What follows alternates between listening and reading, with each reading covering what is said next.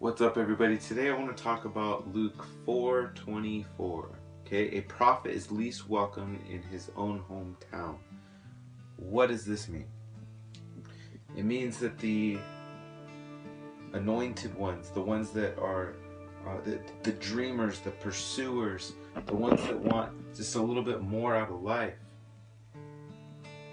the last place they will be welcomed or supported is going to be in their own hometown or their own home. Okay?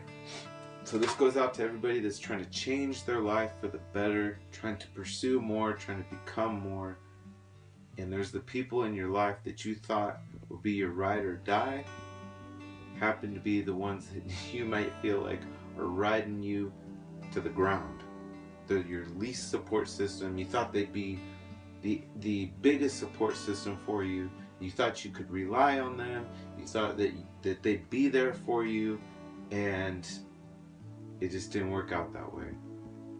They're the opposition. They're chiming in with everybody else. They're trying to seem cool with everybody else and pushing you to the ground. You know, you're on an uphill battle. They keep throwing stuff down the hill to make you trip up. That's today's situation. Okay? Luke 4:24.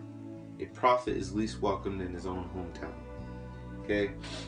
I want to let you know that the dreams that you're going after, that person you're trying to become, you're not doing anything wrong.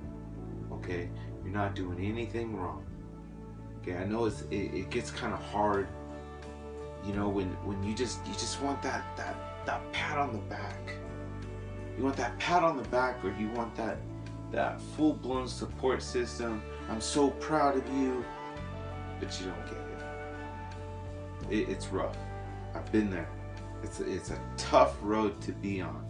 Okay, but you know, let's dissect this a little bit. Say you're trying to lose weight.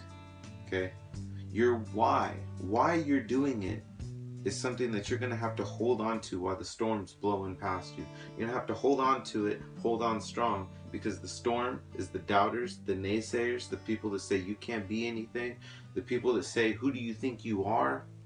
The ones that say, oh, you're Mr. Fitness, you know, if you're trying to lose weight, or, you know, say you're a businessman and they say, oh, you're this, you think, who do you think you are? Right? So you got to hold on to a why. And if it's fitness, maybe it's your kids. You know, you want to be here for longer than 40 because you still want to play with them while you're 50 and 60 or whatever. You know, it's not your fault that you have dreams. It's not your fault that you've elevated your standards, that you have higher ambitions. Okay, it's not your fault. It's nothing to feel sorry for. It's nothing to feel guilty about. And I'm going to tell you where the guilt comes from. There's people that will make you feel so guilty for just trying to become a better person, for attacking your demons, for pursuing everything that you could be. They're going to make you feel the worst. Okay, you know, you have these big dreams, these big ambitions, and you don't have anybody by your side. Well, I got you. Okay, I got you. I've been there. I'm by your side. Okay, we're gonna do this together. So I took a couple notes here.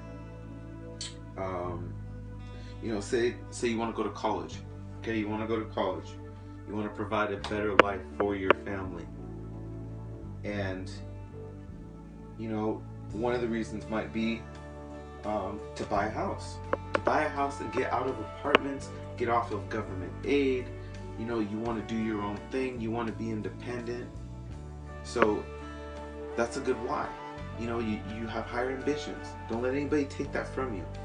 Just because you got higher ambitions doesn't mean you're crazy or wacko. Let's say one of your goals is to have a better relationship with your kids than you've ever had with your parents, right? So you aim to be the best mother you could possibly be, the best father you could possibly be. And sometimes people aren't going to support you. And I want to let you know the reason why. When you want to go on any venture to better your life, if you want to lose weight, if you want to start a business, if you want to become a better person, if you want to completely change yourself, I'm going to tell you the number one reason why you'll get some blowback and you'll get little amount of support. Okay?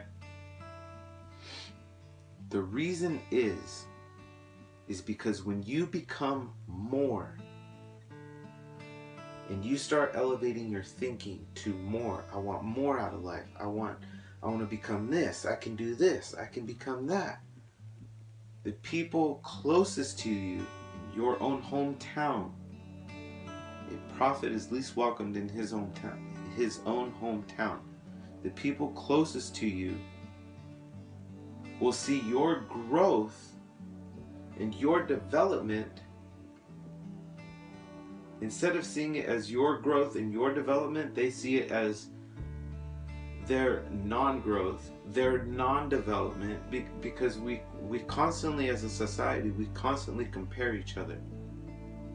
Rather than to congratulate people on their journeys and say, hey, I see your efforts, you're doing good, I'm so proud of you. It's our first gut reaction to combat inadequacy is because, you know, you're on this higher platform of thinking, you're doing more, you're achieving more. Inadequacy will set in on the ones closest to you. Inadequacy will set in on the ones closest to you because the enemy's trying to convince them that you're overshadowing them, that you're doing this as an attack on them. And it's completely not true. You're doing this for you. You're doing this to become more, to be more, to achieve this goal. And the only thing that the people closest to you gives you is negative feedback. You think you're Mr. This. You think you're so special. Why? Because suddenly your growth makes them feel small. And so you also have a responsibility to interject and tell them, like, look, this is so I can be more, we can have more. I'm doing this business so we don't have to live in apartments anymore. I'm doing this business so we don't have to be on government aid anymore. I'm doing this for us. And you gotta, they might believe it, they might not.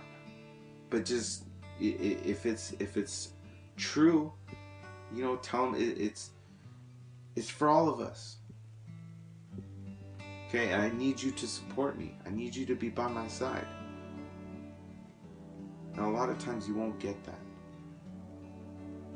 Okay, you won't get the wake-up call. The only thing you'll get is blowback. And like I said, you feel like you're going uphill and people are throwing stuff down the hill at you as you're trying to come up, because they don't want to feel small. They don't want to feel inadequate. And it's not your fault. You just got big dreams. Okay? You have a vision of yourself becoming more, achieving more, doing more, seeing more, and they don't have that vision for themselves. Okay? It doesn't make them any less than, it just means that they haven't started their journey. Okay, so I just wanted to put this message out there. Luke 4:24, a prophet is least welcomed in his own hometown. Okay, I know what it feels like. I know that you feel alone. You feel like you're doing this by yourself. Nobody supports you. But, you know, I want to let you know I got your back. I know what you're going through. Okay, leave me a comment. Hit me with a subscribe, and we'll cover more topics in the future.